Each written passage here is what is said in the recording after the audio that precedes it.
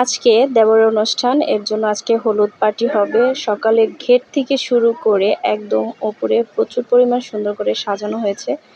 তো সাজানোটা কেমন হয়েছে অবশ্যই কমেন্ট করে জানাবেন। এটা ছিল ঘেট, মানে ঘেটের শুরুটা আর কি।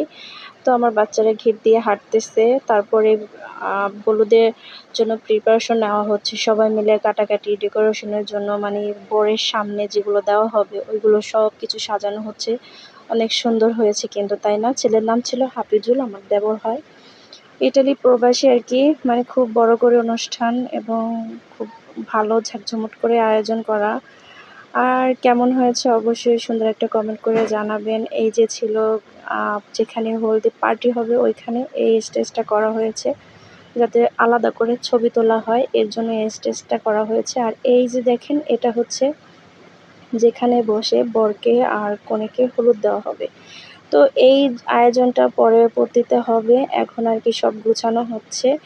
আর সবাই আলাদা আলাদা এক রকমের শাড়ি পরা হবে, সাথে পাঞ্জাবি পরা হবে। সেইটাও আমি আপনাদেরকে ভিডিওর মাধ্যমে দেখাবো। সবাই আমার পেজে থাকবেন কানেক্ট, তাহলে দেখতে পাবেন যে এই যে স্টেজে কী কী আয়োজন হয়েছে। আল্লাহ হাফেজ, ভালো থাকবেন সবাই।